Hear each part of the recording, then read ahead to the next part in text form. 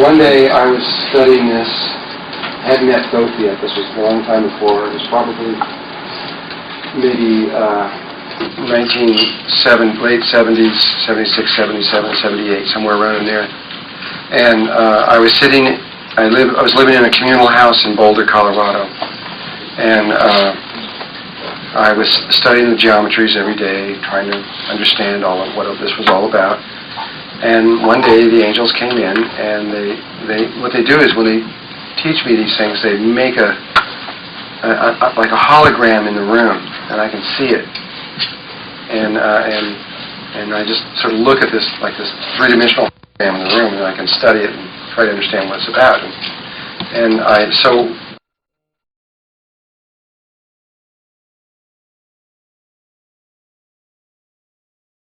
So one day they made this hologram in the room of a square and a circle that looked like that. It was the first time that I have any conscious recollection of being able to, I've ever seen that square and the circle before in that particular relationship.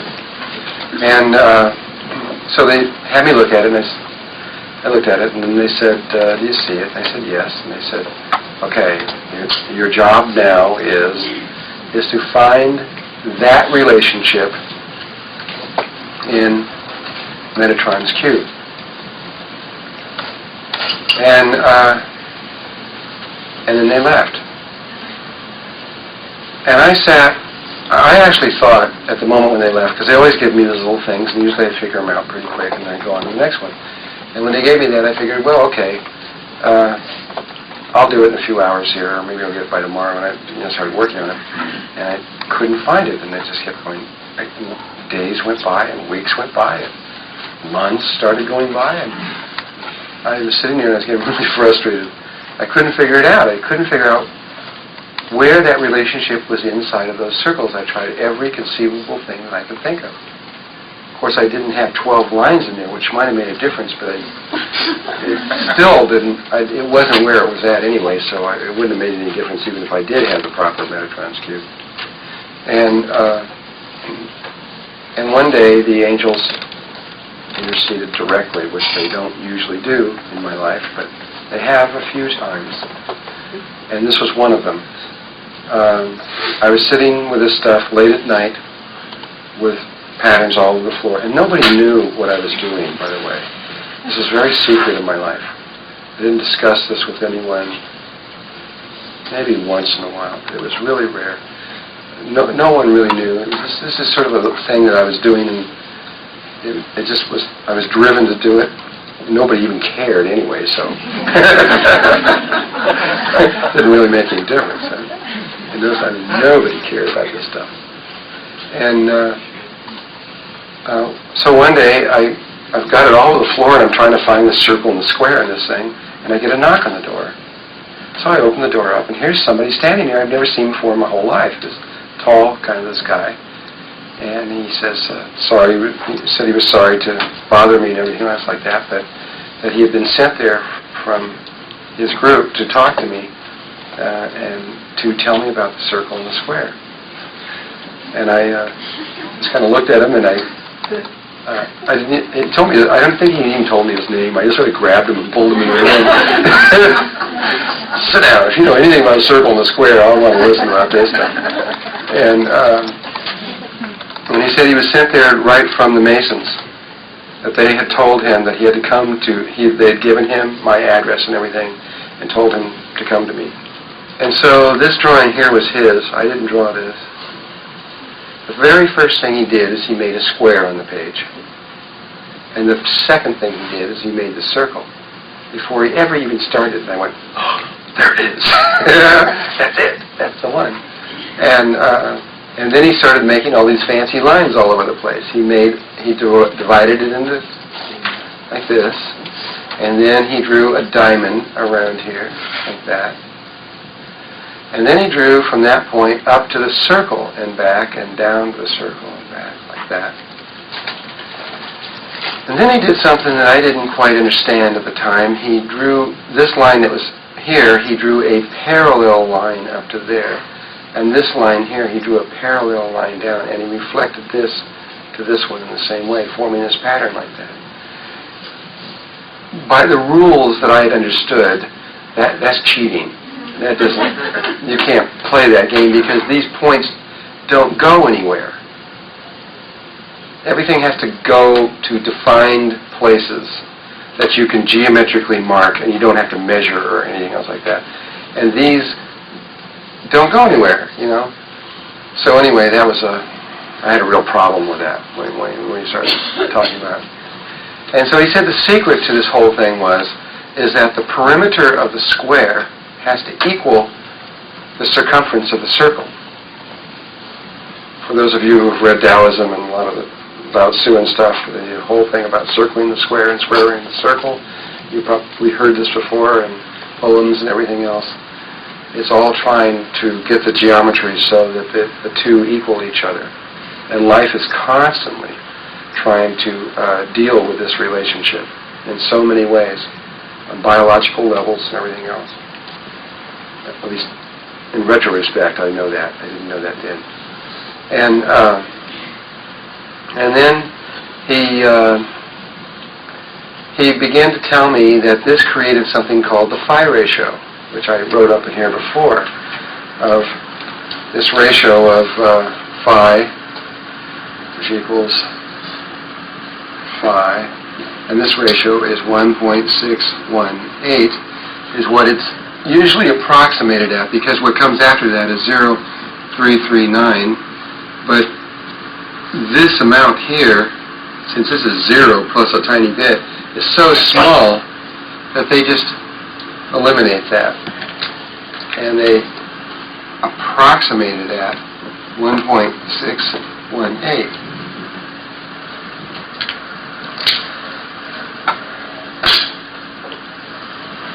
I didn't know what this meant. I didn't have any idea what that was at that time. But he talked about it and how that it was a proportion in life and how important it was. He spent about 2 hours telling me how important it was. And he said that all the lines in here were all broken up into the phi ratio.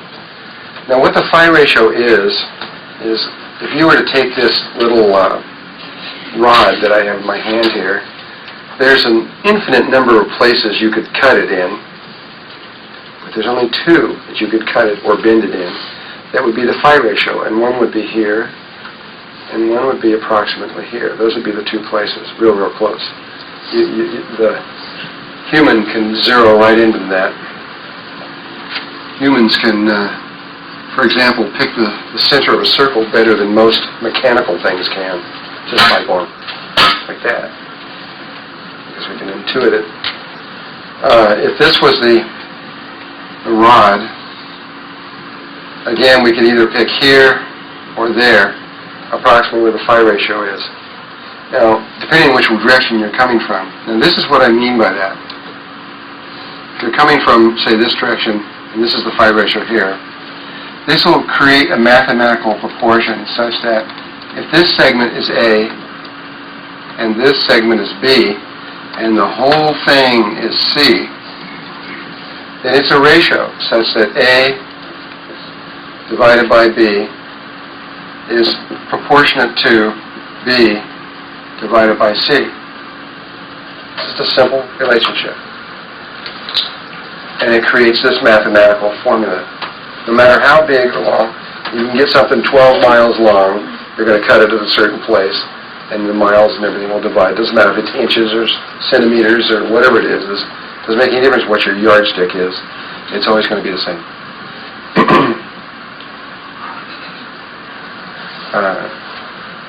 Okay.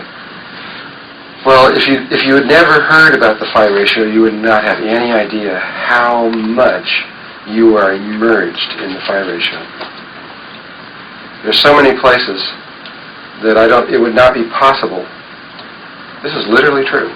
There's so many places in the body that it would not be possible for someone to count them all in their lifetime. If they were counting every single day of their lives for the rest of their lives. You couldn't do it. Wouldn't be possible because there's at least 100 trillion cells and it's all through those. So, not counting all the places throughout the rest of the body and everything else, it's just phenomenal. Where God has used this same particular ratio. He then brought in Leonardo's drawing with a square in the circle around it, which I had not really thought much about before. And he talked about that somewhat.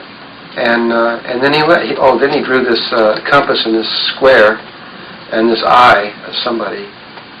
Doesn't look like the right eye of horse. The right eye of horse has these three lines that go. It's Egyptian. It's very different. That looks like a real person's eye kind of there. And then he left. I never saw him ever since the rest of my life. But my life's not over with, so who knows? He may show up. After he left, he didn't tell me the answer, but after he left, I got it. Somewhere along the line, I got it.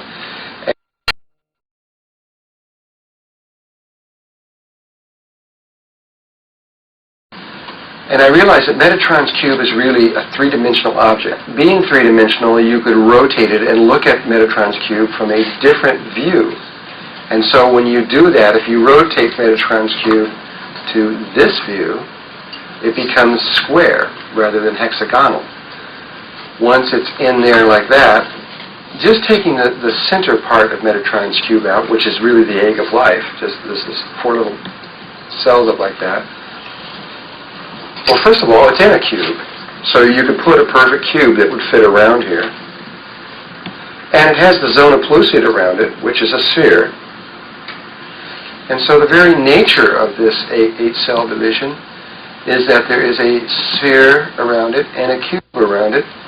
And the cube is such that it points precisely to where the 16-cell division goes. And that looked like what they were showing me. But according to this guy from Mason's, the key is that the perimeter had to equal the circumference. And so I spent several more years trying to calculate and finally came up with, son of a gun, it doesn't. It doesn't work. But then I remembered that that's the inner surface of the zona pellucida. There's 2 circles that go around the flower of life. And if you go to the outer surface of the zona pellucida, bingo, it's a near-perfect phi ratio, right on. It's contained, this relationship of the square, circling the square and squaring the circle is contained in the original 8 cells of life. And from there, many, many, many things began to unfold very rapidly for me from there. From now on, whenever you see a square with 4 circles in it like that, we are always talking about the egg of life, okay? Cell division. So here's these 4 circles. I then tried to draw in these other patterns just to see kind of what it would look like over that, superimpose it to see if I can find a thing. And again, this doesn't seem to appear to go difference. And that's a very, very small amount between the arm length and the height. And that 1/10,000th of an inch is not a mistake. It is part of the Fibonacci sequence.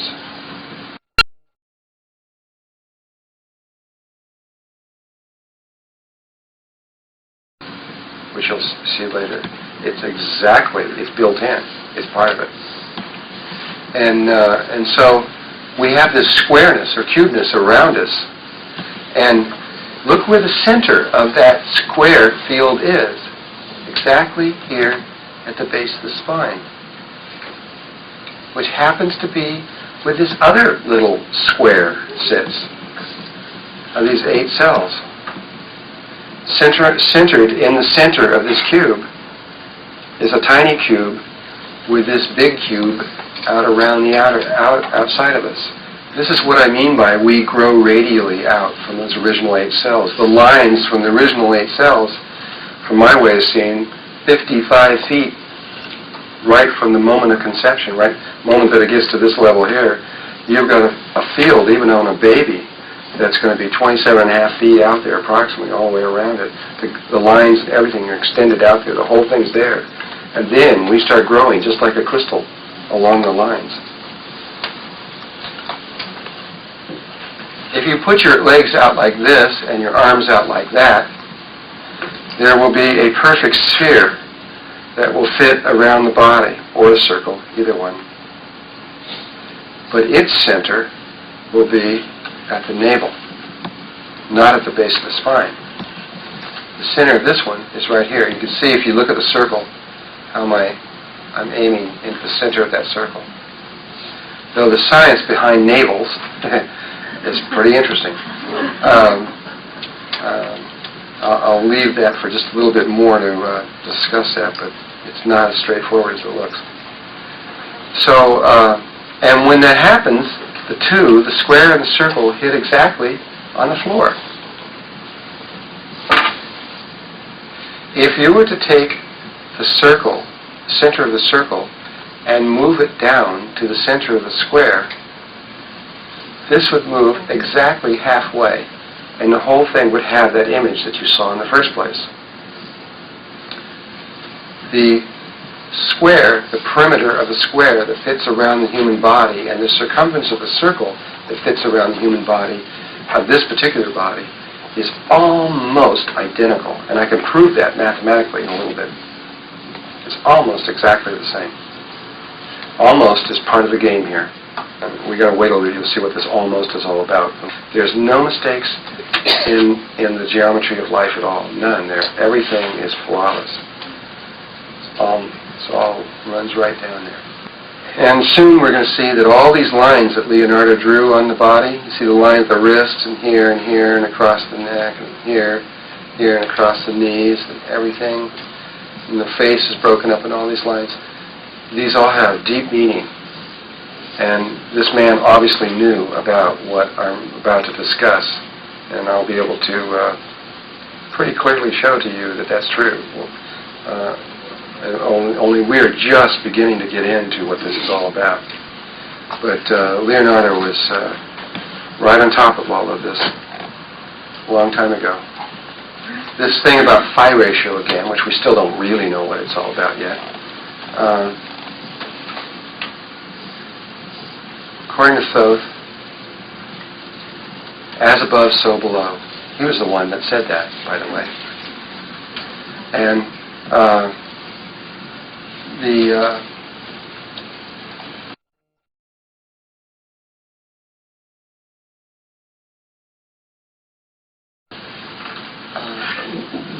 human body is the measuring stick of the universe and the fields of the body. It measures the macrocosm as well as the microcosm.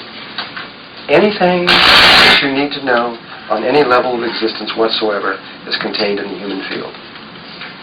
It's the open book of all that is.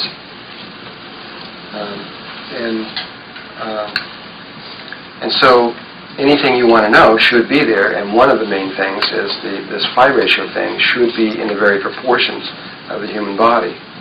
And where that is located in is if you've got a square around here with a line down the middle, right?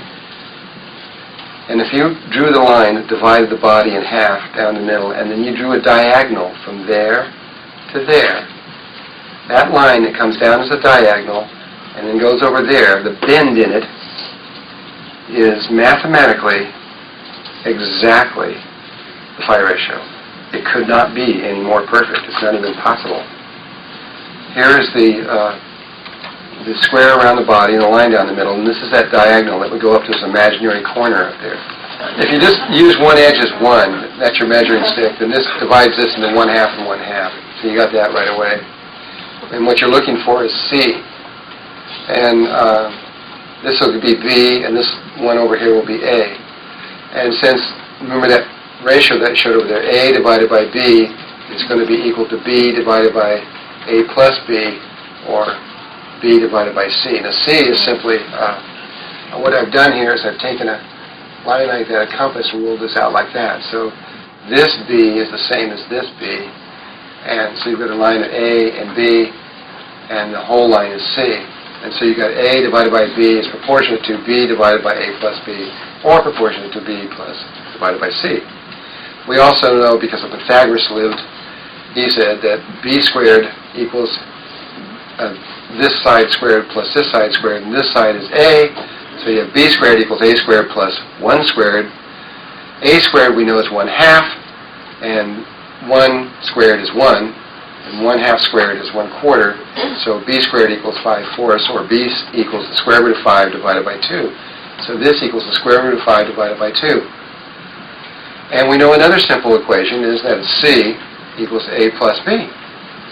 and C is what we're looking for here. And if you take A, which is 1/2, and B, which is the square root of 5 divided by 2, so C equals 1/2 plus the square root of 5 divided by 2. Just try it. Take that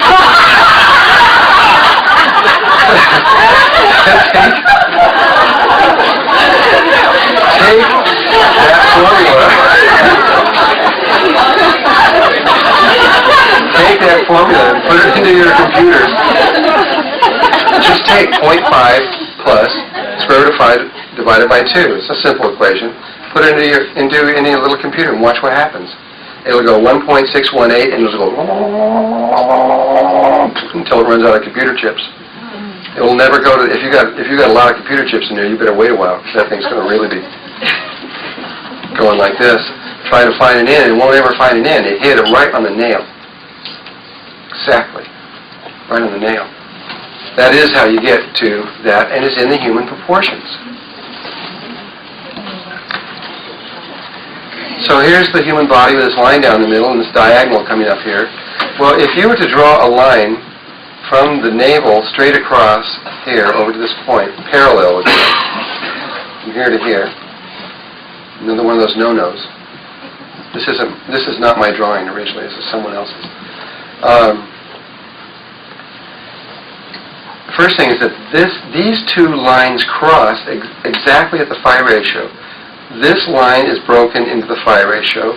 This line is broken into the phi ratio, creating we haven't talked about it yet, but this is a golden triangle, and this is a golden triangle, and this big one is a golden triangle, creating this same pattern. And this line from the top of the head to the navel, from the navel to the bottom of the feet, is also broken in the phi ratio, which means the top of the body relative to the bottom of the body from the navel is in the phi ratio.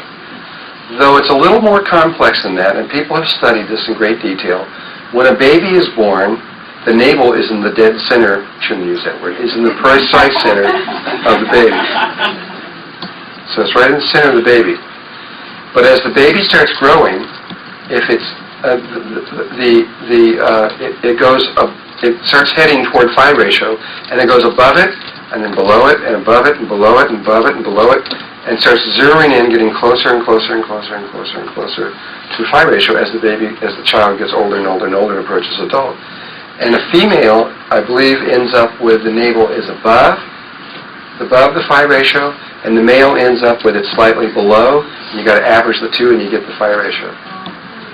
This is what the computers have found. So it's even more amazing than just saying it's the phi ratio. And but it's not just the top half of the body and the phi ratio, the bottom half of the body, as you're about to see. It's really a much more complex situation. Taking the finger, for example, every bend in your body is in the phi ratio. If you take this bone compared to this bone, that's in the phi ratio. This bone is in the phi ratio to this one, and this one's in the phi ratio to this one. And all the bones running through your hands and your feet are all bent exactly at the phi ratio. The length of your hand compared to this bone, that bends at the phi ratio. And this bone relative to this bone bends at the phi ratio. The length of your foot to this one, and the length of this bone to this one, etc., all the way up through. In fact, it's all your bones are all in the phi ratio, running through your whole body. And even things that you wouldn't normally think about. You probably never saw this before, though you may have learned about it. And we haven't talked about the golden mean spiral, though we will in a minute. I always forget to use this one. You take your hand like this, and you go like this, and watch. Can you see that ratio? They move in the golden mean spiral as they move. It's actually a Fibonacci spiral. You can see the spiraling like in a nautilus shell that happens in there. If you even do things like do something real unusual like this, where you connect the centers of each one of your fingertips in this zigzag pattern, each one of these bends are in the phi ratio as they go down there like that. So it's emerged throughout your whole body, but in all kinds of ways. The sizes of organs relative to the size of other organs, and the sizes in the cells, the sizes of nuclei to other things. It just goes on and on and on and on and on. It's somewhat redundant. Now, the ancients were well aware of this. The Greeks, Egyptians, Chinese, all of them from a long time ago, they understood this relationship in life. And so this, by the way, is another way to show a phi ratio. In other words, instead of showing a straight line with a dot on it, if you were going to show a bunch of phi ratios, all you'd have is a bunch of dots on a line. So another way to do it is have a curve like this, showing where it crosses at the phi ratio. And this way you can see all the curves at one time and see where one came from to the next one. This came out of The Power of Limits by, I can't pronounce his name, I'm sorry, Dorsey. Does anybody know how to pronounce his name? It's a book called The Power of Limits, and it's a very, very, very good book on sacred geometry. And here you can see how they have the navel here, and they even showed it slightly above, which is accurate on this. And exactly where the nipples are forms another phi ratio in here. It forms a phi ratio with the knees. All your various points in your body. And this is just a few. You can just keep going on and on and on and on and on. And but the point I want to make here is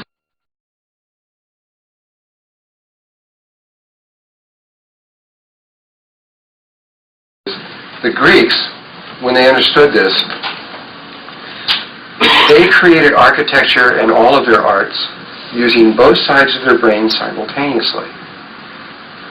They used the left side, their logical male side, that when they were making this sculpture, they carefully measured all the lengths of everything. There was no intuitiveness, none, absolutely zero.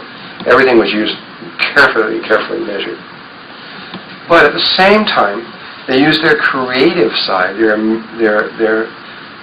feminine creative side, to decide exactly how he's going to be standing and where he's looking and what he's going to feel like and what kind of smile he's got and all these other kinds of things on his face. Which created, and the unity between the left and the right side of the brains in this kind of way, created an art form that is stupendous. The Greek sculpture is incredible. And yet the Romans that came in directly behind them did not know anything for many, many, many years later until the Italian Renaissance, did not know about this mathematics that was behind the sculpture and their buildings and everything else that they had, like the Greek Parthenon. They didn't know about that. And all they saw was these amazing statues and amazing artwork.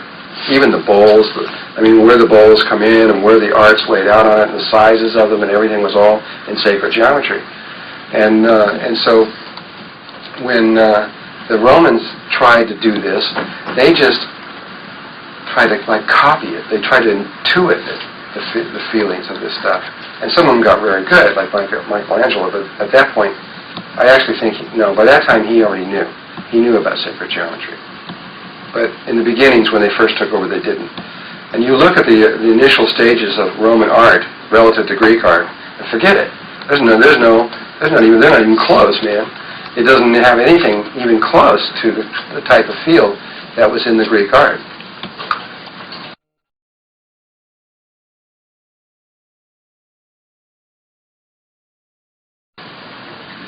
But this proportions of life, called the phi ratio, is not just in the human structure.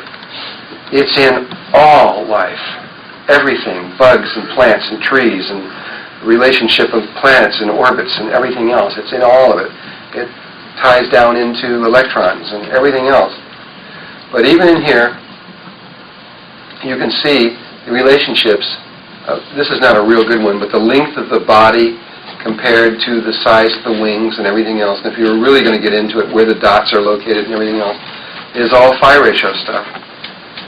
This one is a dragonfly, and the length of each tail segment coming in here is all in these cascading phi ratios over here.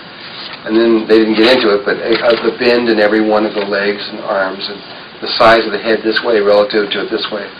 Even the overall structure, like we have a square that fits around us, and this is a rectangle that fits around that. All of your external fields that fit around all of the geometrical forms are all going to be functions of this. Now ours is directly, it's a square, but there's the square, there's the diamond, There's the diamond field this way, which is a rectangle, the diamond field this way, which is a rectangle. There's a hexagonal field that goes this way, and there's another one that fits up over this way. And the outer fields are all going to be directly associated with those or functions of them, meaning additions, multiplications, divisions of those shapes. And this is a frog skeleton, and you can see here where they've shown that all the divisions inside the frog bone are all broken down in these very strict mathematics. It's not just at random. There's no randomness. And this one is fish, which I chose this one because there's so many different kinds of fish that it's hard to imagine that they can all be purely mathematical. They really do seem to be non-mathematical, but they're really not. The location of where, once a shape takes place, then that once an outer body shape takes place, it very rapidly determines everything else. Where the fin is going to be located and how high and long and all these kind of things will be determined. There's only certain shapes that can, once you make one line, then you have predetermined a lot of other lines. In fact, forms are probably holographic. I say that because of some of the work of Lucy Lubitz later on, which I'll show you what some of the things she did. She took I'll actually show you the photograph of this. She was at the Karnak Temple in Egypt, and there was this big pile of rocks that they had gathered up that had been thrown all over the place when this place was destroyed. It was a temple. The Romans came in and really wrecked things up. And all these rocks were just all broken up in pieces. They knew they were from the same temple because they were an unusual kind of rock. They were different than anything else there. But it's just a big pile of rocks, so they just piled them up in this big pile.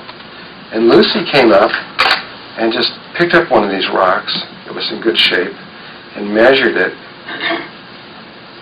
went back and made a drawing of what the temple was going to look like, the whole thing. And they took the drawing and put it together. And when you see it a little later, you won't believe that would have been possible. But it did, and she did it on another temple too. That's when I really began interested in her work. She was an amazing person. But we'll have to wait till a little later to see that. I shouldn't have told you that at the right time.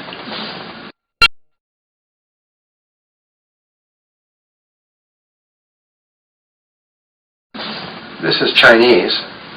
And again, the Chinese understood this clearly. This is a real building, and again, every little, like where this line was, where this line was, and this one, relative to each of all the other ones, the total height compared to any of the other aspects of this is all based on sacred geometry and primarily the phi ratio. And if you really got in here and you looked at the height of the doors and the width of the doors and how far the doors were apart and how far the edge of the door was to the edge of the wall and all this kind of stuff, you would see this incredible sacred geometry going on and throughout all of that. And what it does is it gives you this funny feeling when you look at it. All this geometry that's around the world is based on this. When you look at it, it just feels like looking at a sunset or something. It feels like, I don't know exactly how to say it. This geometry has often been called the mathematics of beauty. Because when we see these kinds of things in form, we say, gee, that's beautiful. This man did a study, and he had on Channel 13 these dancers all wear these black leotards, and on all of the joints they had white spots. And he had people watch the dance, and he had several different choreographers do something. And everybody basically agreed on certain dances as being really nice or pleasant to watch or comfortable. And when they put this onto a screen, it made geometric patterns with all the white things. And if it was one of the dances that everybody enjoyed, it all worked out mathematically. And if it was something that people said that just wasn't right about the dance, it didn't work out. And what they determined was that the mind does everything mathematically, and whether you like something or don't like it, whether you determine whether it's beautiful or not, is all based on the math. And they showed it through this. It was really cool. They showed it on the dance. Yeah. Okay. Well, I agree with that. We do. I mean, everything we do is mathematical, though. At least everything from the left side of our brain is. We do have this freedom from the other side, which is not. But we also have a part of our brain, our male logical side, that is just like the female side is free and experiential also.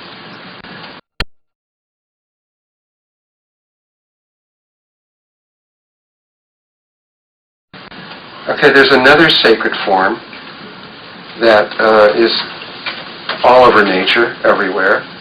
We live in one. The galaxy is in this big spiral.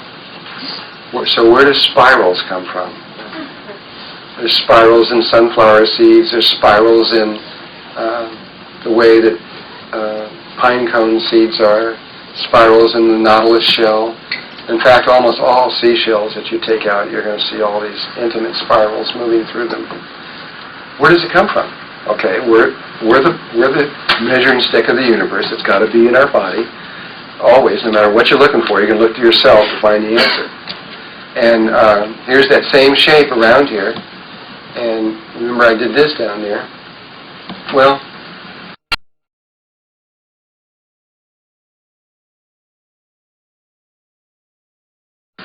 this form, which we derived straight out of the human body, all you got to do is connect this line to that line, and you get a form called the golden mean, or the golden mean rectangle, and which looks like this. This would have been the human body. This would be the diagonal, and this is the one that would come over here. Connect these together, and this is a golden mean rectangle. The golden mean rectangle is this, basically. You take the shorter edge of the rectangle, and you come down the same distance and form a square in it, based upon whatever this edge is. What's left over is another golden mean rectangle in proportion to this one, only face this way rather than this way. You take the shorter edge and make another square, and you have another golden mean rectangle. Take the shorter edge and make another square, and you have another golden mean rectangle. And another square, and another golden mean rectangle, and another square, and another golden mean square. And that will go on forever. And you can go out the other way. You can take the longer edge and make a square, and that's a bigger golden mean rectangle. And then you can take the longer edge and make another square, and that'll be another golden mean rectangle. So it'll go in forever, and it'll go out forever with no beginning and no end.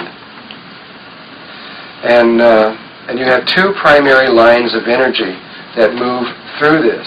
If you take the diagonals across here, which is a square root of 2 triangle, across here, and the diagonal comes this way, and the diagonal.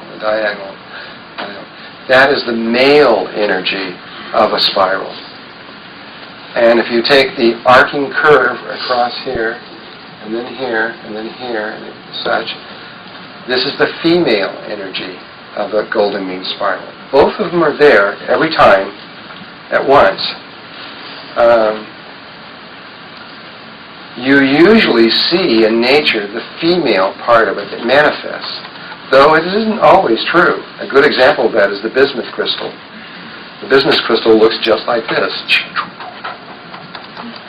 That's how its shape is. It's the male part of the spiral.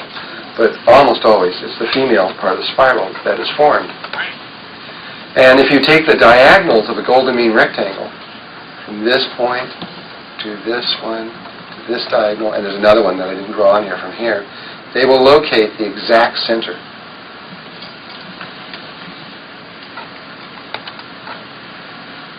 Well, this shape is real important in life too. It's a logarithmic curve. It has been said by other sacred geometry people that if you take from the navel and draw a line across the imaginary square around there, that this is a golden mean rectangle around there. And it's been said that you would then be able to draw a golden mean rectangle around, or logarithmic spiral that would come around, and it would focus exactly on the diagonal going from here to here. I believe that's almost true. And I'll have to explain in a moment what I mean. I personally do not believe that there are any logarithmic spirals in existence. naturally forming. And I'll have to explain myself here in a moment. But this is real close to the truth. And that if you were to take this line here, this one here that forms a square, and continue it up, then that's another one. It's another golden mean rectangle, or close to it. And then if you took this line over here, that's another one. And if you continued that around, you'd find that there are 8 of them. There are 8 of these logarithmic golden mean rectangles around the human body, associated with the 8 possible diagonals. There's 1, 2, 3, 4, 5, 6, 7, 8 possible diagonals, and there are 8 golden mean rectangles that spiral around the body, where these 8 spiraling forms of energy come and terminate in these 8 places around the body in this pattern, right around the original 8 cells that are located in the precise center of that pattern.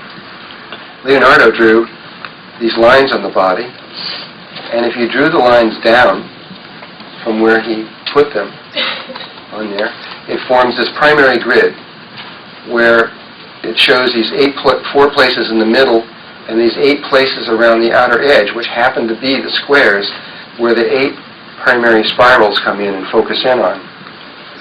If you complete that grid totally, you would find that it's a grid of 64 squares, and which has a direct relationship to the I Ching and a lot of other things, and the DNA molecule and other stuff. But I'm going to stop that just for a moment and come back and address something, and that is this statement that I made that I don't believe that it was a logarithmic spiral. A logarithmic spiral is an irrational number, as we showed before. It has no end, and it is a spiral that has no beginning and no end. And it's something it's elusive. You can't get it all. Can't get a hold of the whole thing. And this whole thing of having no beginning and no end is very hard for us as humans to deal with. We have the part in us that can deal with something that has no end. That's pretty easy. But we have a real hard, at least I do, I have a really hard time with something that has no beginning. Just think about it. Think about something that has no beginning. You go, you can go on forever once it's started, but once it isn't, but it's hard because we are geometrical in nature, and which always has a center. And if we can't find a center, our mind just doesn't know how to deal with that. Well, that's because it's an irrational number. It's irrational. And so what life has done is really ingenious. I mean, it is the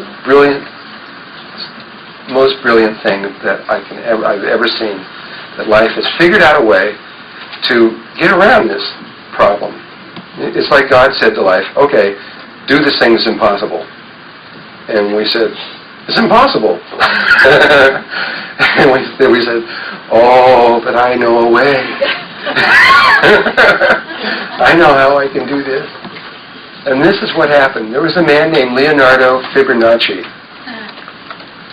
He was a little bit almost contemporary with Leonardo da Vinci a couple hundred years before. And he was an interesting person. He was kind of a monk type that used to walk through forests and everything to relax in the forest, right brain stuff. But at the same time, his left brain was clicking on all the time. And he kept noticing the mathematics of the plant life and everything around there. And as I understand it, it was this plant that triggered it. It's called a Sneezeworth plant. He probably smelled it and sneezed him, and it's never been the same sense or something. But what it was is he noticed the leaf pattern on it. A Sneezeworth plant comes up and has one leaf, and then it grows one more, and then it grows 2, and then it grows 3, and then 5, and then 8, and it has 13 flowers. There's that 1, 1, 2, 3, 5, 8, 13. And he wrote that down, and he started noticing, and these were the things he wrote down. He found out that lilies and of course there's lots and more examples than these, but this is what he got. Lilies and irises had 3 petals, and buttercups and larkspurs and columbines had 5, and sun dolphiniums had 8, corn marigolds had 13, some asters had 21, and daisies almost always had either 34, 55, or 89 petals. And he looked at that and he said, hey, there's something there. So we had this sequence of 1, 1, 2, 3, 5, 8, 13, 21, 34, 55. Again, we showed you this one once before, where if you add 3 to 5, you get 8, and 5 to 8, you get 13, and 8 and 13, you get 21, etc., like that. And that sequence became known as the Fibonacci or Fibonacci sequence, depending on how you want to say it. Here's an example of the hibiscus flower, which has 5 petals facing out this way, and the stamen comes out in 5 petals facing down the other way. Pentagon facing one way, pentagon facing the other way. Of course, when we look at plants, we don't really think of them as being geometrical, but they are. And this is what life did to solve the problem. 1, 1, 2, 3, 5, 8, 13, 21, 34, 55, 89, 1, 2, 3, 5, 13, 21, 34.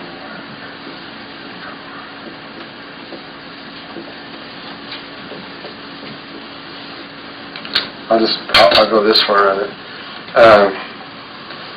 Remember this number of the phi equals 1.618. We'll go that far on it. And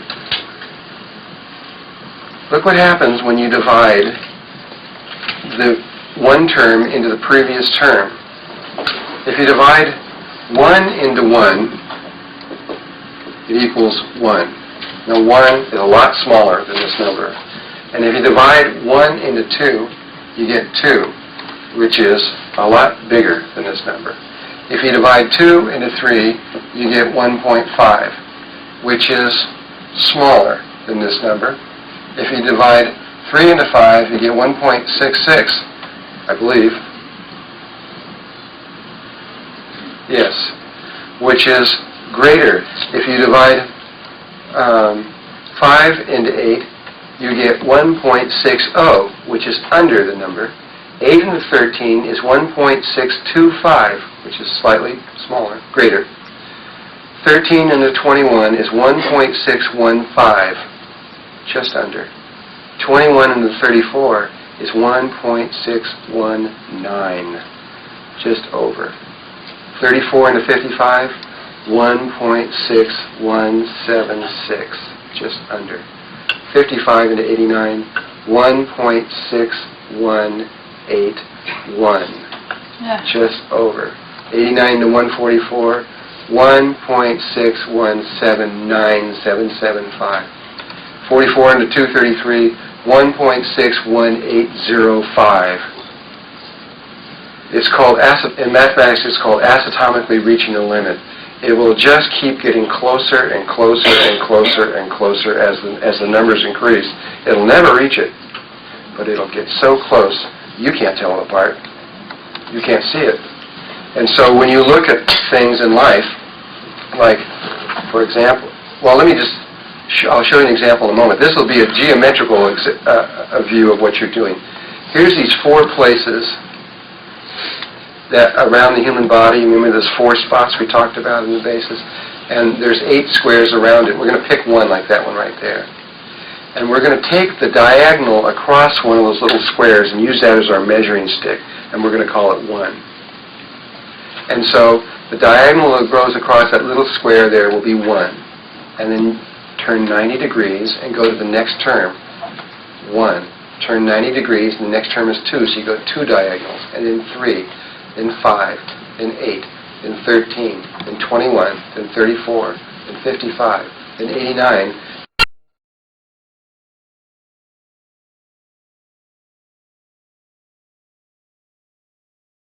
And you can see this spiral coming out, which will look just like that. This is the inside of a nautilus shell with this incredible precision moving out from there, this spiral that comes out like this. And each one of these chambers is more and more and more accurate in the creation of the spiral. But if you remember over here, in the beginning, as you go back toward the beginning, it gets less and less and less accurate, right? I mean, in the beginning, it's 1 and 2, which is way off, way under, and then closer. Look what happens when you go way back into the center. Can you see these first 3 ones? The first one came over here and hit the edge and bent. The next one came around and bent over because it wasn't even aimed right. And then 3 came out like that. And it wasn't until the 4th one that it started to fit properly, which is the closest. And it keeps getting. It actually was the 1, 2, 3, 4, the 5th one where it started getting close, which is down here. It just starts to begin to approximate. And so if you looked at this, you would think that the nautilus shell made a mistake there in the beginning. You think, well, the guy didn't know what he's doing there. And mommy didn't know what he's doing when she made. This is an egg shell. It's for a squid that lives inside here. And the mommy creates this shell, and the nautilus blows gas through these little tubes that causes the shell to rise and come up to the surface where it feeds. And it sucks the gas out, and it sinks to incredible depths below. And it's really pretty ingenious. And then when it gets big enough, it leaves. It doesn't need the shell anymore. And it leaves and needs to come up and float up on the surface. So you can see the very mathematics going on. Well, there's no mistakes in here. This is exactly proper according to what we have figured out on how to make this spiral. So this spiral isn't a logarithmic spiral, though many books will tell you that it is. It isn't logarithmic. It's a Fibonacci spiral. It's different. And remember, in Egypt, they had those 2 spirals that came off, and one was Fibonacci and one was there. We're going to show that again. The difference between these 2 is very, very important in life. This is the pine cone, and you have spirals running this way around it, and you also have spirals running this way around it. You have 2 counter-rotating spirals, one going one way and one going the other. And if you counted all the spirals going one way, and then you counted all the spirals going the other way, I don't care if it's a daisy or a sunflower or this or any other pineapple, anything else, you'll find that it's always 2 sequential Fibonacci sequence numbers that determine how many spirals go one way and spirals go the other way. And this, geometrically, is the summation of what we were just talking about. Over here is the golden mean rectangle, and this is a Fibonacci rectangle. This edge is the same as this edge on both of them, and this is 1, and this is 1, or this edge is 1, and this edge is 1. So these 2 squares are exactly the same. The difference lies in the part that's left over. In a Fibonacci one, it's just 2 more squares. But in a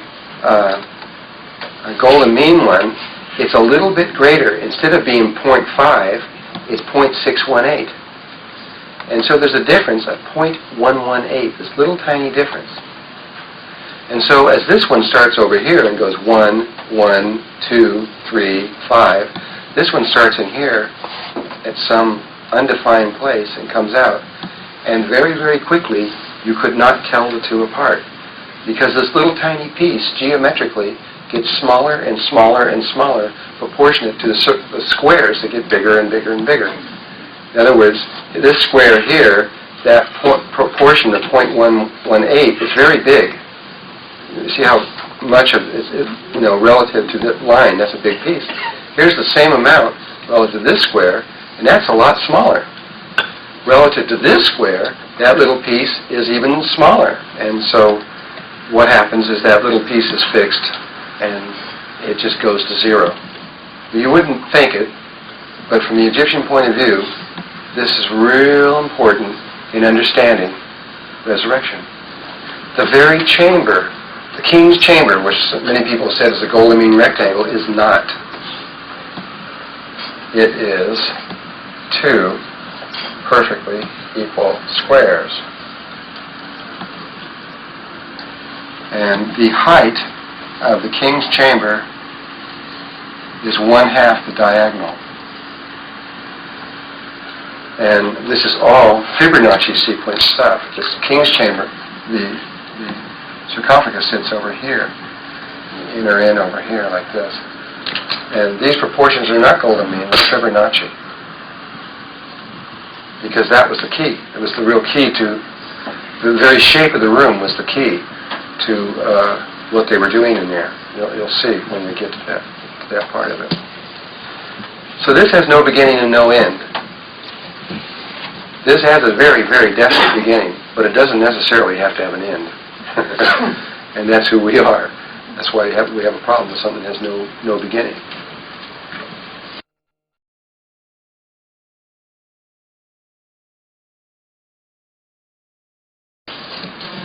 So, is there any questions on this one statement? Yeah. My question on that is that with the golden mean, doesn't that mean that it connects itself at one end? Somewhere or another along the line, if it doesn't have a beginning and an end, then it loops. Have you thought along those lines? Well, it's not in this dimension, I know that. You can think along those lines, and that may be true. That would be a mathematical, theoretical approach to it. But purely from a geometrical image of the eye, if you have a vortex, that vortex can rotate in that direction forever, and it can go in forever. Absolutely forever and ever and ever and ever and ever. Of course, all space is curved. And so you could probably come up with some kind of mathematics that might support that idea. But I'm not looking at it like that. But I could see what you're saying. But like the electromagnetic fields are the same way. They are all looping patterns, but they do not bend back on themselves. It's like red light and purple light don't meet. Red has a long wavelength, purple has a short wavelength, and instead of meeting, the purple goes into ultraviolet light and just transmutes into something different.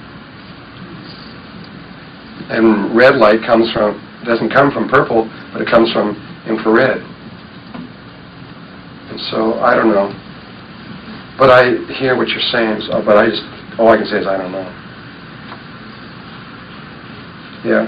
Does consciousness work in the Fibonacci spiral or in the logarithmic? And I believe that consciousness works in Fibonacci, and everything that's about us is Fibonacci. We're totally Fibonacci. So then, potentially the wider our consciousness got in terms of more of a universal mind, the closer we get towards that ideal then, right? The more closer that we would approach that mathematically. It very rapidly approaches it so quickly that there's just no way to visually see the difference. It doesn't take very long for that thing to expand out there before you just, you can't hardly have an instrument that can detect any difference. Yeah. It's pretty ingenious what we did. It really is. It's an amazing solution to a problem. I think I might have missed an important transition point because this whole discussion started upon the square within the circle. And where are we going on with all this? We're going with the drawing by Leonardo. It's not placed in the same way, and I don't quite understand how the perfection of all of the mathematics in there can happen when the square is not placed in the same proportion that it was in the original drawing, where it was directly in the center. It's moved down. Oh, good. Oh, you mean in the original drawing that we start out in the very, very, very beginning? Exactly, right. It was centered, and then with Leonardo... Leonardo, that's what I'm saying is that Oh, you missed an important little piece there. What is the next one in this? This goes back to it? Here it is. the difference in space, this is the center of the circle, right? This is the center of the square. That difference between the navel and the base of the spine is a sacred proportion. It happens to be the distance between the line of your arm, your hand, to the longest finger, which he also drew a line on the wrist showing that. That distance of your hand from there is identical to the same one between your navel and the base of the spine. And that is 1/2 the distance of here. In other words, if you could put that distance above your head, it would hit exactly 1/2, meaning that if you brought the circle down to here, that shape that we started out with would happen. In other words, the perimeter of the square and the circumference of the circle are very, very, very close. Well, I understand that the sacred proportion that you're talking about, so that was what prompted him to move it down and prove that the geometry still works out perfectly? Because I would think that from the original drawing it would have to be placed perfectly in center, that the square would have to be centered within the circle at all times. The fact that he chose that sacred proportion to bring it down, I don't quite understand how it... He wanted to show you that this is an important relationship, that when the square is around here, it's centered there, and that when the body will fit inside the circle, that will be centered on there, and that these two meet. That this is an important sacred relationship between the navel and the base of the spine. This is one way of showing that. He did a lot of really subtle things in here. For example, later on, and he did this in a lot of other works too, because he realized that this is true throughout nature. He's showing the energy field of a male. And he actually, as you're going to see a little later, he shows a star tetrahedral field on there. He did it by these simple little lines that you wouldn't, he hid it. But once you bring it out and you see it, it's the tetrahedral field for a man. But he knew that the female was a mirror image. It's an exact mirror image. The female and the male ones are mirror images. In other words, the male has its tetrahedral field like that, where the female has hers like that. It's a mirror image. And so in order to slyly tell you that, he wrote his writing so that the only way you can read it is with a mirror up to it. You have to hold a mirror up here to read this. And he knew that the mirror image extended throughout nature and everything. There was always these mirror images, the mirror images in the minds and all these things. This guy was really brilliant, and they were always secretly hiding everything, and he did it in very subtle ways that are extremely logical. Once you understand the way he's thinking, it took me a while to figure out how he thought, and after a while you'll see that this simple drawing has a hidden pattern behind it that is incredibly complex, that describes all these energy fields around the body. And the other thing that led me to think that there was really something here is that the mass consciousness around this particular drawing. In other words, we all have a real strong emotional feeling for this. It's being used constantly. It'll flash on a screen for one frame and we pick it up. We won't let go of it. We know that there's something real important here, all of us. We know there's something important, and we're not going to let it go. And yet, this has become one of his most important works, and it was a sketch. It wasn't meant even for public use. I mean, this is the Mona Lisa, which has become important, but this is really more popular than the Mona Lisa.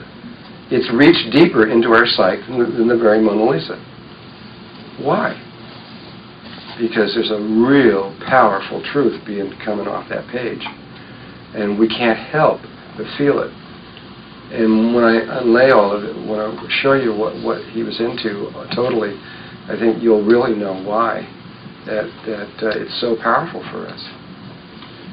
We just don't have any choice. It's really important for us. Okay, remember we showed how this grid was here. Well, if you complete the grid, you complete all the lines, that he drew a line on the elbow that came down and just made that, make the line go all the way down, make them all complete themselves all the way through, and you end up with a grid of 64 squares around the body. The head is one of these squares. The head size is exactly 1/64th of the whole thing that they laid out here. And you realize that it's interesting because now you know that 6 squares in a row like this is a Fibonacci rectangle. And so this is a series. Now the human body's still here. Here's the head, the feet coming across, and the arms coming across, and the feet down here. This is the center of the body. And this is a Fibonacci rectangle coming around here. This is also the blue one stretching up to here is another Fibonacci one. So you have all these Fibonacci rectangles that are in there.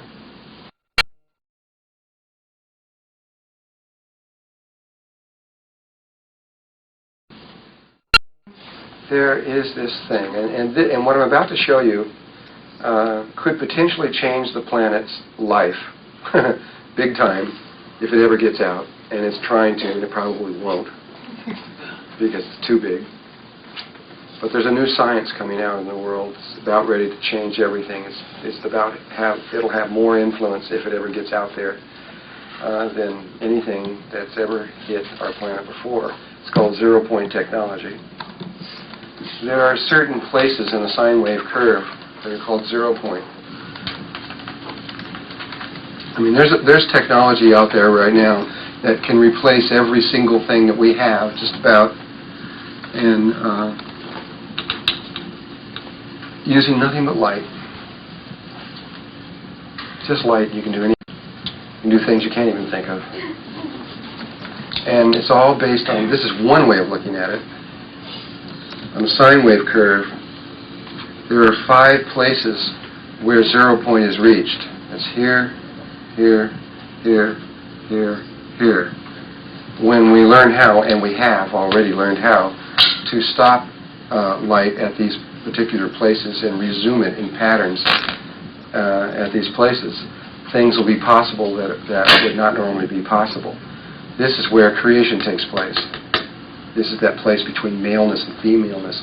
It's that place between the in-breath and the out-breath in meditation. And geometrically, it looks like this. Because this is the energy field of the grid around the body, or at least one of the Earth bodies.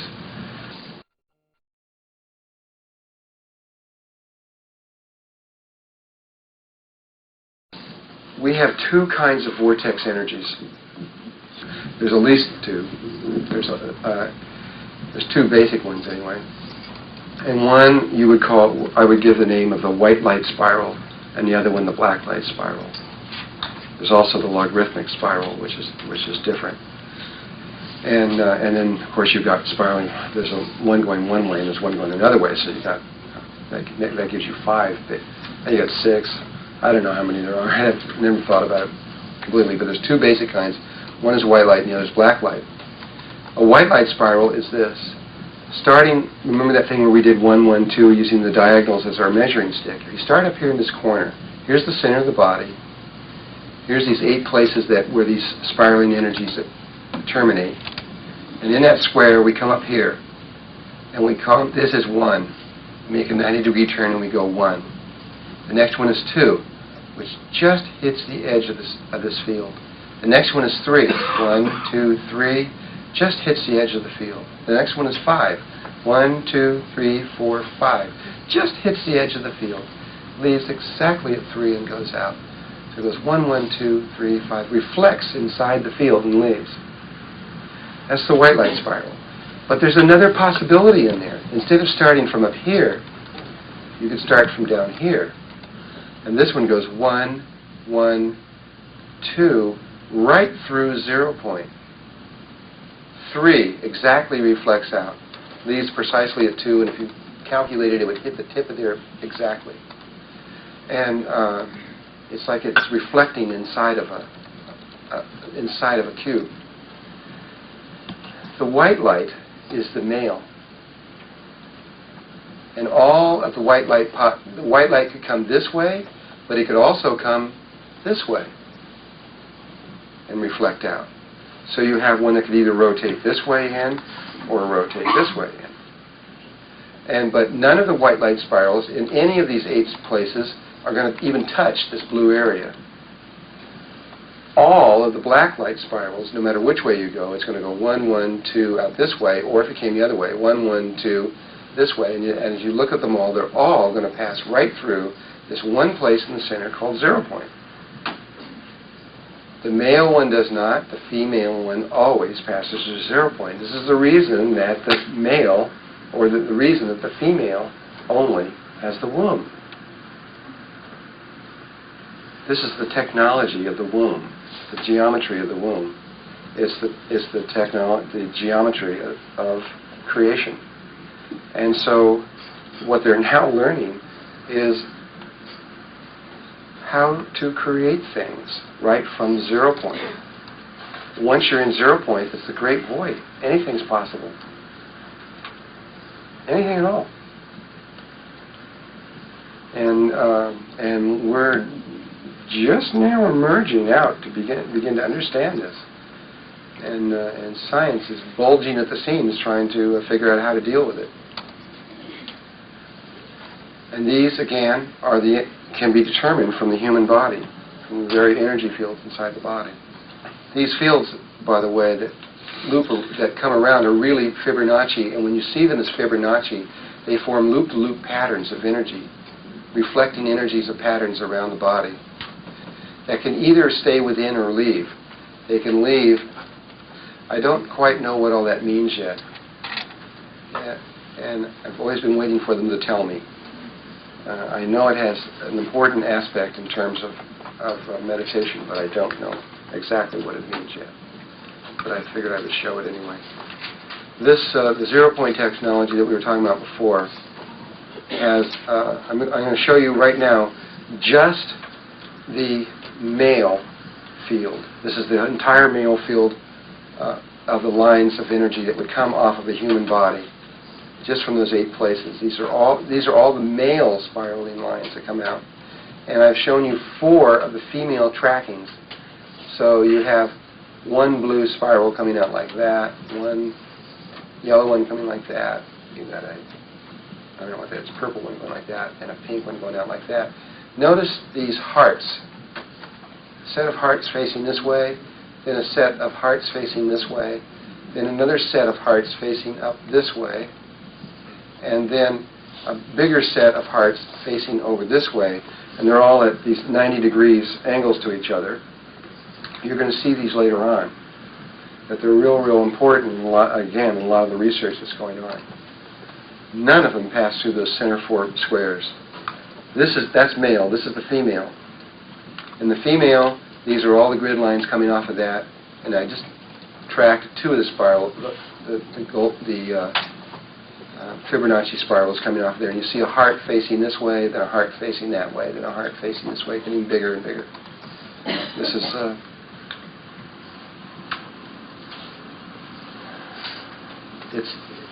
it's the energy levels of creation itself, both in male and female, and you're just going to have to watch what this means a little later as more things unfold here. Hopefully this will start meaning more and more to you. Okay.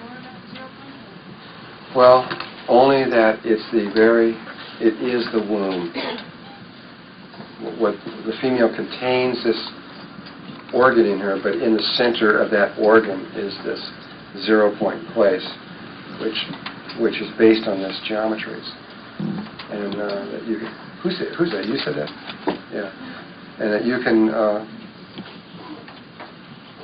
when we talk about the Merkaba, when we talk about some other places, I'll bring back this thing. The Merkaba is just a huge 0 point field that can take you through the great void, but you can create directly from it.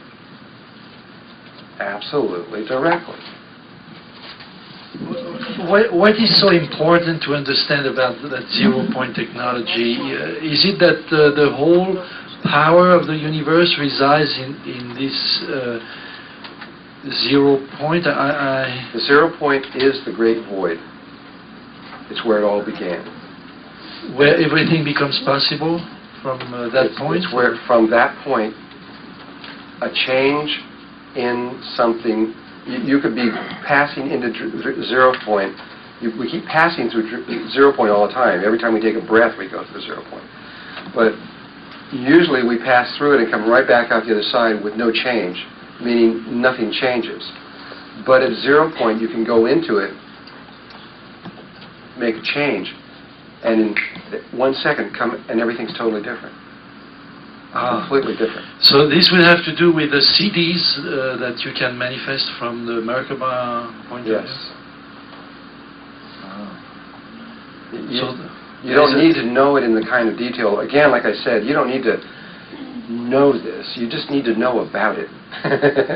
You know. In other words, you can manifest anything if you know how to do the shift as you go through the void, with your breath. Once maybe. you go into 0 point through the Merkaba, then it is possible then to completely heal your body instantly of anything.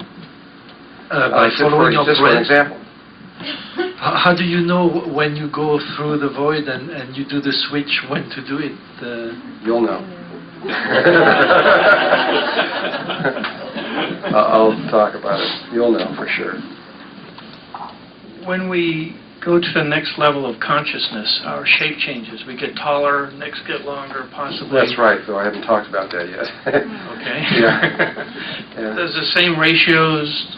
Yeah, where sure. our waistline is up to our chest, we still have the same ratio? Well,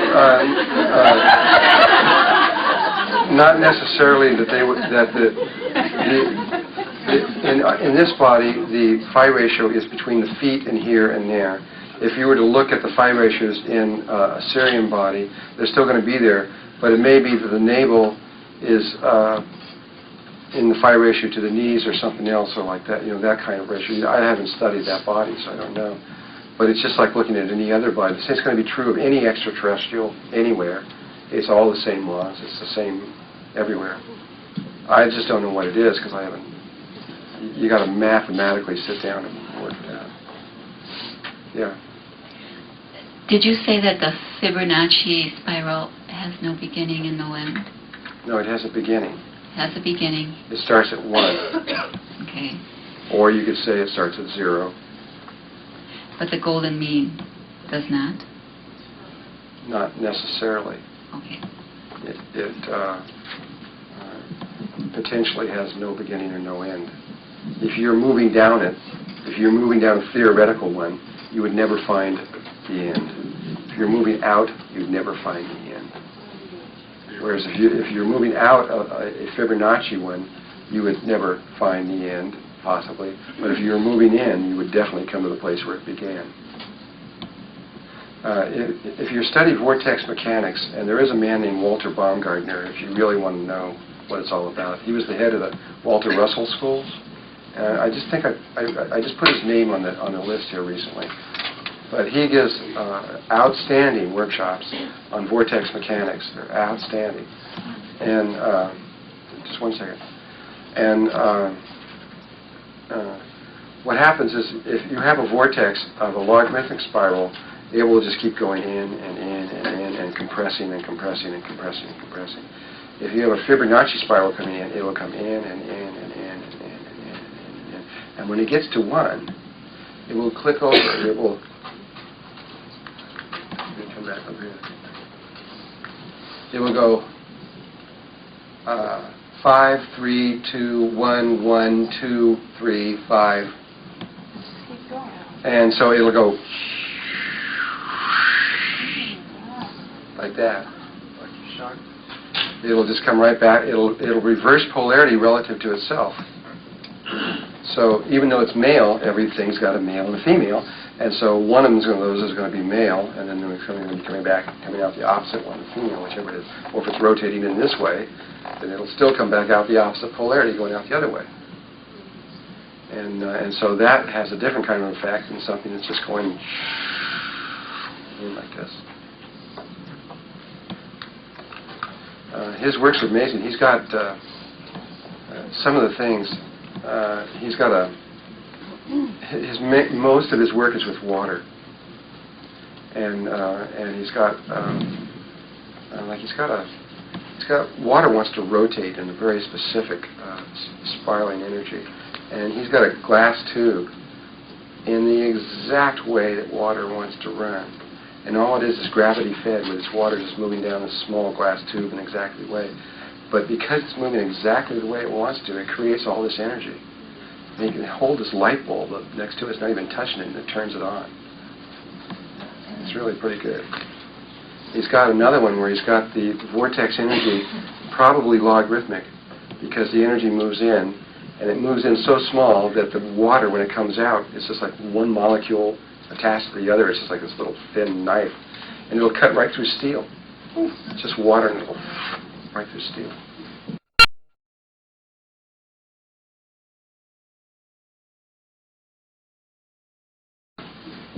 But my question was about free energy machine, which I believe he is also working with. And is it related to this illustration here on the board? Yes. All your free energies are related to this or to 0 point. And that's, you can either look at it like that, or you can look at it like the geometry. But they don't know the geometry. All the people, at least all the people I know are working at, they're thinking of it more along this line, and in rotating fields, which are based upon Merkaba. They're basically Merkaba sciences that they're trying to develop, connecting in with tachyon or fourth dimensional prana energy to bring it in from there. And though everybody's trying to get these free energy machines, they already got free energy machines, and we can't use them. But I think you said in the video that they were already being manufactured in India. That's right. Not manufactured.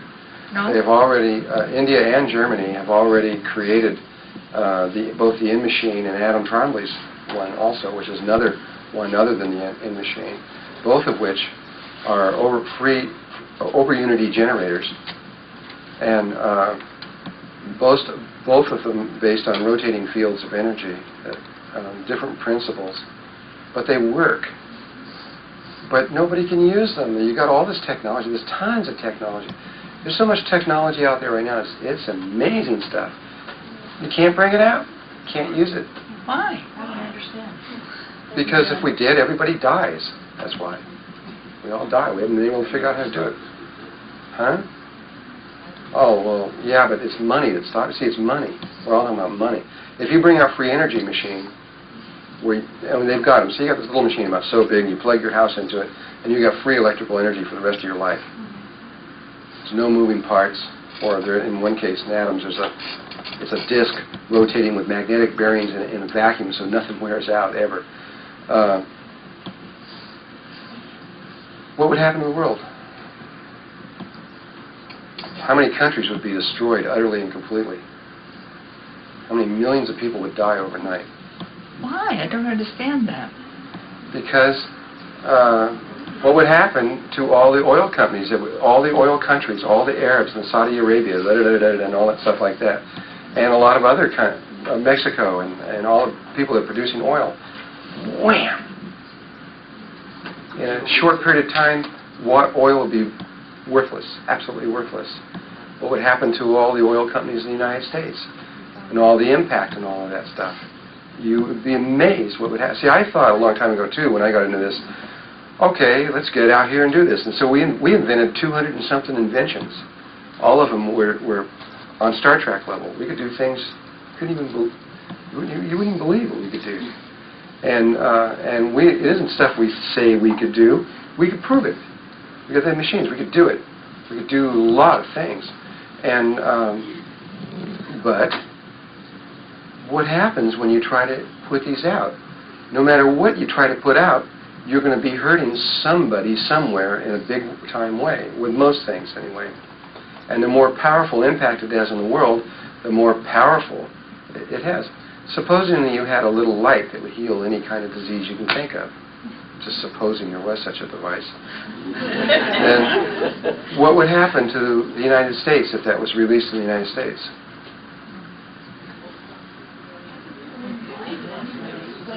doesn't matter if they believe it. What if I had something that could just, okay, next? Then what would happen? You would have the American Medical Association would go bankrupt. You might say good, but we would all be out of business. We would all be destroyed by it, because it would be like if General Motors collapsed.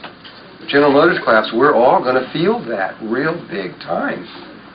You know, we're already feeling it because it has been dying slowly, and we're already in the United States beginning to feel, daily the impact of what this means.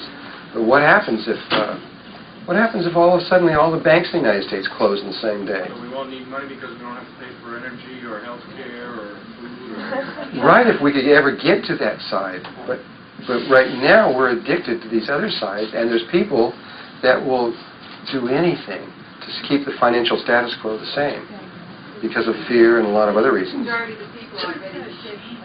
Yes, I know they are. But when you start talking about these technological levels and all the devices and things, nevertheless, you may not be alive if they. You won't be alive if the people. I know that. I understand that. I'm not saying it's wrong. I'm just telling you what the problem is with the people that are out there that have these inventions. There's a guy who used vortex mechanics to create a tube that's about 30 feet long that would suck in it anything and break it down into about 2 micron sizes. And then as it moved along the tube, which never touched the sides of the tube, would move like magic down this tube and come out the other end, it would dump it into according to its atomic weight. And so you could take garbage and stick this tube toward the ground where you got a garbage dump. It would pull 200 tons of garbage, including the earth and everything else, through this tube at the rate of 200 tons an hour, and it would come out in all these little piles, which happen to be all the elements of industry. Solve a lot of problems, wouldn't it? Yeah. He brought this to L.A., and you could put 2 of these, one of them on the back of a big semi-truck, and drive these into L.A. 2 of them could process all the garbage in L.A., and instead of costing $80 million a year that L.A. is spending, they could make money off the garbage because it's in very usable form with no garbage, nothing, not a single thing left over at all. And he said, he figured, okay, no problem, let's do this. And they said, and he was immediately greeted with this goon squad that said, if you even think about doing this, you're dead. Get out of here. Why? Because it was the mafia that holds the garbage there, and they want that $80 million a year. Even though they can make more money the other way, they don't want change. They want this money coming in the way it is right now, and they don't want to change anything. And his life was threatened, and so he ended up having to go to China to get out of here, and they're trying to develop it in China now. And I've seen this time and time again. Like, for example, many years ago, we had invented 2 light bulbs made on technology that they just have rediscovered in the last year or so. But we had discovered this back in 1970. And one of these light bulbs, 2 of these light bulbs would light up Yankee Stadium brighter than daylight. And they would go for thousands and thousands of hours, 20,000 hours or something like that, and they cost like $25. And so we were going to figure, well, let's make light bulbs that will last forever. You know, we can make little ones, big ones, and they do all this stuff. And they don't take hardly any energy because they're based on totally different principles. They're based on radio waves rather than heating this thing. And General Electric found out that we were going to do this, and we thought they were going to be real happy and want to buy these and all that stuff. And they came in. My partner was in the other room. I did not hear them say this, but General Electric went up to them and said, "We want to buy your light bulb." And he goes, "No, we really want to do this ourselves." And he goes, "Well, we'll give you a lot of money for it and all stuff like that." And they said, "No, we really want to do this." And then they just quickly said, "We'll give you $1.5 million tomorrow morning or you're dead." And they walked out. They weren't kidding. He knew they weren't kidding. He sold it to him. General Electric shelved it. Because these banks of light bulbs in all these stadiums and everything only last like 25 hours or something. They cost a lot of money, and it's millions and millions and millions and millions of dollars, and it would have just been totally wiped out. And so this was reinvented recently by someone else outside of General Electric, obviously, who you now can buy these light bulbs. They finally got it out. And then I was reading the statement by it, and I said, aha, they finally figured this one out again. It took 20 years. And they came down here and they asked General Electric what they thought about it. And General Electric says, oh, we had invented that many, many, many, many years ago, but we thought that nobody would want it, so we just kept it. They admitted that they had it. And it's all bull. Huh? It finally happened, yeah. But they waited for 22 years that they were making probably $50 million a year for 22 years. So essentially what you're saying is that if circumstances accelerate at the pace they're going, the whole banking system and the government would have to break down before any of this new technology could be established? I don't know that for sure, but we would have to cooperate. There would have to be a world cooperation. There would have to be a lot of love happening, which we don't have right now. And a lot of the fear could go away, at which point, if there was cooperation, it could be done in such a way that the technology could come out without people being hurt. In other words, give the invention to the oil companies of the free energy machines so that they can distribute them, so that they can replace their oil with this new invention that would generate the same kind of funds but wouldn't wipe them out. But you've got to do something like that. If you don't do something like that, you're going to have a war. You will continue to have wars. As soon as you try to take away some country's total ability to survive, they'll do anything to get you. Anything at all. If they have to blow up an atomic bomb in New York City, they'll do that. They'll do whatever it takes. Anything. Anything at all. It doesn't matter. Anything at all. So you let them decide what's going to happen instead of you? No, but this is the kind of world we live in. This is what I finally realized after a long time. It took me a long time. I was in there really innocent going, well, let's save the planet. And the planet doesn't want to be saved. I mean, it would like to be saved, but not if it means they're going to lose their money. And, same way with President Bush. We had this thing in Rio, and President Bush didn't even want to go to that because he was afraid of getting trapped into some situation where he would have to sign something saying that he would have to reduce some of the emissions or something else like that, which would cause millions of jobs in the United States. And we were already in a recession, and he didn't want to do it. Nobody wants to be the first one to be hurt or to have the pain happen to them. Because the only way we're going to get out of this thing, if we're not thinking of any fourth dimensional levels or any other stuff going on, is we're going to have to, somebody's going to have to make some changes, and somebody's going to have to be some compromises and gifts. But we do have the technology that could heal almost all, if not all, of the environmental problems, and very rapidly. Though some of them now have gone beyond the beyond. We could have done it a few years ago. Some of them are now so far gone that I don't even know if we have the technology to be able to solve them at this point. Well, I can't, from my point of view, I don't see any other answer, and I've really looked in other ways, and if anybody's got an answer, I don't care if I'm wrong. I mean, if you can find a way to heal this planet, though I think that there's something outside of the system that's even greater than this that's coming, that's going to force us to leave here anyway. But So from the fourth dimension, when we go through this polar shift, is Earth itself going to be re-inhabited by those of us who've made it through to come back with greater technology? No, we won't need technology.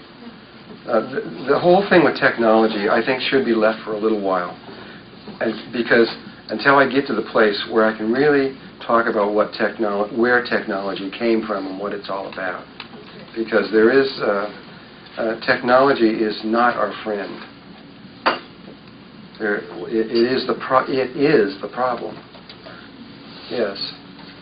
I think that God's center in technology. That's That's correct. That's right. A living fields of life based upon our connection to all life. This is why I'm here. And I'm sure this is why everyone else is here. And this is the kind of thing that moves. You can do things alchemically That's right. that you would never be able to do otherwise. This is exactly. And you can utilize regular technology with God-centered technology to create all kinds of things that you would never begin to dream. 51% is passing in metaphysical kinds of things that I've learned. Not only that, but 5% will change a whole population. Yeah, I think it's 7, actually. Well, to really, I suppose, solidify it, but then that's about as much that takes a magnet, a charge. Uh-huh. But The it reason I works said with the population. because in advertising, as soon as you reach 7% of the population, the next morning, 100% of the population knows your product. This is how we're going to be moving, and this is what's been demonstrated in these isolated incidents of the things that have happened. So it is happening already all around us, and it'll be accelerated because the energies have accelerated. Yeah. But we've got to go in the internal direction, because to try to find a technology to heal the problems of technology, though it seems like an answer in a way, as we get deeper and deeper into this thing about technology, I think you'll maybe come up with the same conclusion I am. It's just an illusion. We just keep getting deeper and deeper into the technology. I've seen technologies with my eyes that are so clean, so beautiful, so awesome, that you would think they would be the greatest thing in the world. At least I thought it was. And then I had the angels come to me and say, nope, not the way it goes. I mean, I was taken aboard a Syrian ship. This is about a 50-mile-long ship, and they led me through the whole thing. I spent 3 days on it.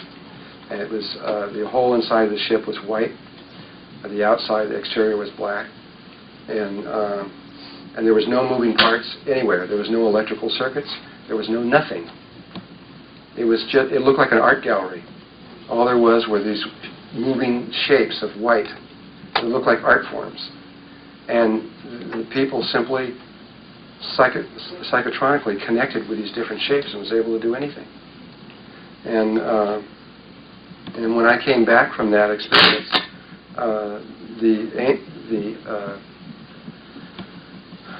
I expressed my thing to the angels, saying, this is incredible stuff. This is the most advanced thing I've ever seen.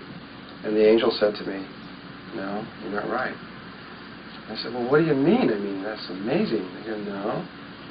And they said to me, supposing you're in your house and you get cold, and so you say to yourself, I'm going to invent a heater. And so you invent a heater, and whatever it is, it could be a free energy heater. It doesn't matter what it is, how sophisticated it is. You invent something to heat your room, and it heats your room, and it works. And you think you just got better off. But from their point of view, what you just did was give your innate power to an object. And you're now weaker, and you're addicted to the object. You now have to have this object. And so as the technology keeps growing, you make lights, and you do this, and you do this, and you keep going on and on and on and on. As an individual, as a God-centered individual, you get weaker and weaker and weaker and weaker and weaker until finally you can't live without the technology. When you could have you could have heated the room in the first place just with the Merkaba, with your own energies, with your connection to God. And so what they said is the more advanced the technology becomes, the more separated from God they become, and the weaker as a race they become. And later we will talk about this when we talk about the Lucifer Rebellion, because the Lucifer Rebellion is totally based on the difference between a living Merkaba field and an external technological field, which we call UFOs, or flying ships. But I got to I really want to lay down a whole lot more information before we go into that too deeply. And it is a real important subject because it's the keynote of what our problem is here. But I did get real involved in this stuff, and I really did try to put some of this technology out. I mean, there's so many things that were I thought could really help. But I first had this experience maybe 20 years ago, and they told me all this stuff. And then in the meantime, as time went on, I completely forgot. And I got totally wrapped up in science again. And I started doing everything they told me not to do. And they never said a word. They waited until about 2 years ago. And then they gave me a very interesting experience, which I'll tell you about, which overnight changed my whole mind about everything. And I walked away from the scientists. I had all this stuff going. I had incredible things going. And I just said, see you later. And I walked away because I realized that there's only one way. For me, maybe not for you, but the only way for me is I got to figure out how to do this on my own, completely 100%, without any kind of stuff. And I know we're still addicted to cars and things like this, but I'm not going to add to it. If anything, I'm going to try to keep subtracting from it and try to figure out how I can get to the place where I can do this on my own. But we really do need to wait till I lay down more information here to make this whole problem that we have, the whole parameters of the problem, clear.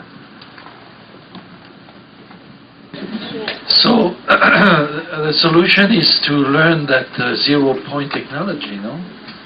Internally, not to apply it in some time, but external. See, most people are taking it and applying it into science.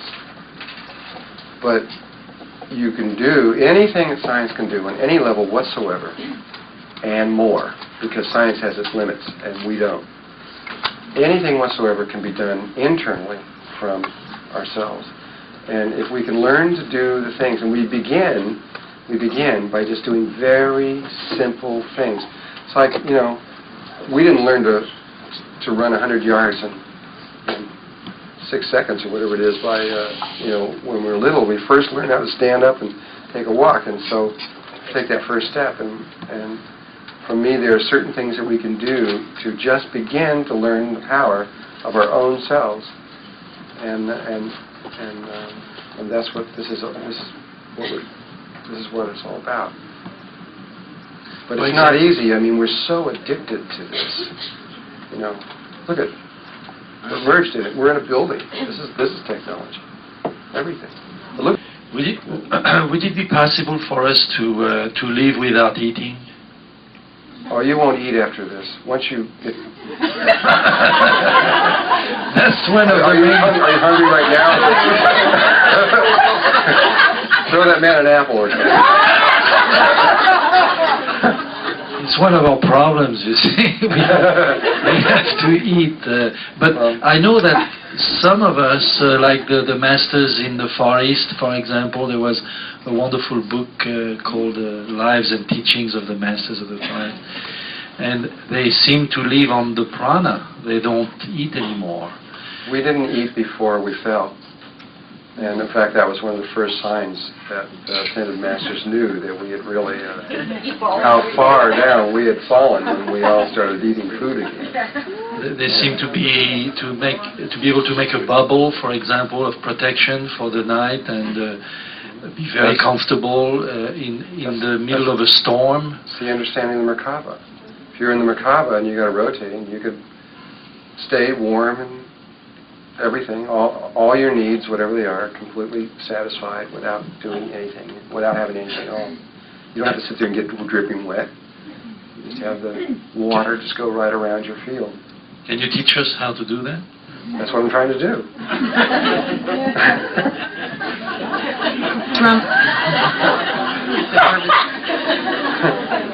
Drumlove, you said that we've all done this before, created our Merkatas, and it's just a matter of remembering? Yeah, everything I'm saying to you is nothing new, though it may seem new. You know all of this. That's why it's interesting to you.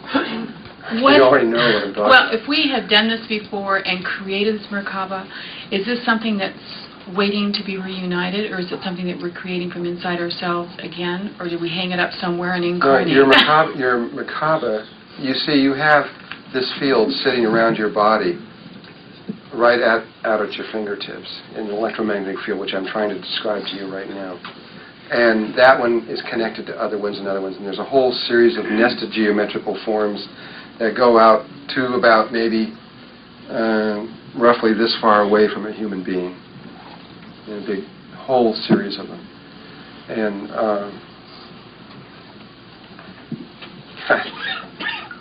what was the question? I got way over there and forgot what I was doing. I need that apple real bad. If we did it before, Yeah. and we forgot it when we incarnated, is it something we jumpstart to get going again, or is it sitting okay. somewhere waiting to be Well, the reunited? fields are sitting there, and they're all there. There's actually 3 sets of these fields that are superimposed over each other. 3 identical fields. All we have to do is remember how to begin to activate it, which is breathing the prana down through the pineal gland, coming out, activating the field in that kind of way, and beginning the rotating process. So that you have one set that will rotate this way. An entire set like this. It will begin to rotate like that. The one that rotates to your left, counterclockwise, is male in nature. It's electrical, and it is literally your mind. It's knowledge. And the one that rotates this way, which is an entire set, just like you see going there, is female. It's magnetic in nature, and it is literally your emotional body. And so when you happen to have just the right thoughts rotating this way, and just the right emotions rotating this way, then this phenomena takes place, which is called the Merkaba. And so that's why it just takes remembering how to do it, what it was about. The field is set up, and then the testing of the field to see that it's really real. And once the mind, and then once you have just even one experience, just one, you will never be the same again. Just recently had someone who called up and who put her arm through a door, right through the wall. She obviously will never be the same. Or another person who was sitting there and suddenly lifted off the floor and went from, I think it was in the living room, into the kitchen. Levitated into the kitchen. She's never going to be the same. I mean, really, you're not going to be the same. It's just like, that's it. You realize that everything you ever told was just not true. and that there's a lot more to life. And so, but there's no one that can do that but you. And I've had a similar experience myself, and I've had a few other ones now that and I know what the possibilities are.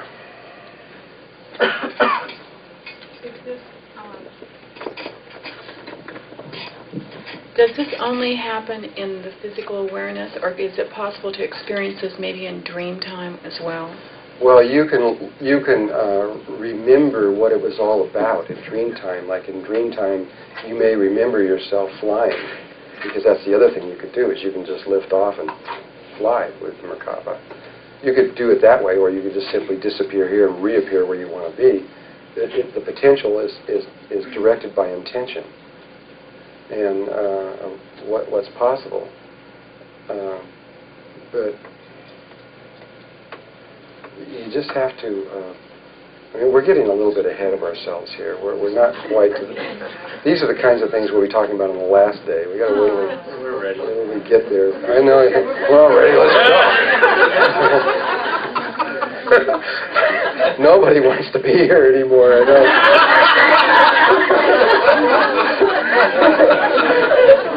It's that way all over the world. I mean, everybody's fed up with it. So, who wants this? You know, it's really... I used to teach this in the monasteries in Tibet. Oh, yeah. Sure. This is what, in Tibet, the final test was after you had done 108,000 prostrations and thrown your mala beads against all the walls and the temples, and you walked around all the mountains, and you'd done all the various things. And when you got really, really old and you're almost ready to die, then they told you what it was all about.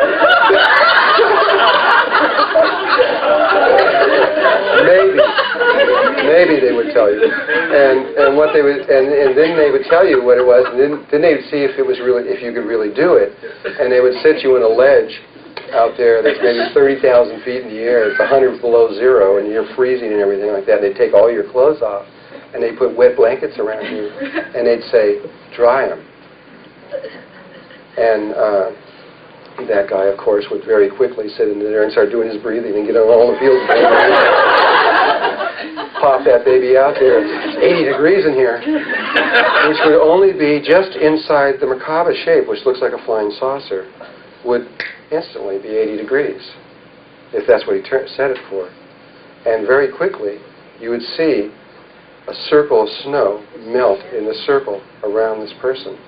And very quickly, he would dry these blankets and stand up. And he would demonstrate in real time to his teacher that he had done this. And Omni Magazine just videoed this. Yeah, they were allowed to video it. They sat there and watched one of these guys do it. They allowed them. They would have never allowed this before, but we're ready. I mean, we're ready for this stuff. And they said, "Watch this," and he just did it. No. I don't know whatever's going to. I never know what they're going to have me do. I don't know what's going to happen. But this is where we're heading. This is possible. This is real stuff, and this is nothing compared to where we're going. Because where we're going is that's nothing. We're going to create the very universe we're in, second by second, and everything in it, which is a lot farther than just creating an orange in your hand. Is that the reason, like, if some of us have memories of that and we could do it before, but we would have to come back now and wait for this time in order to change it? No, I mean, that's everyday stuff on higher levels. Just down here, why you ended up here, I don't know. Most of you are probably coming from higher dimensional levels and have a reason for being here.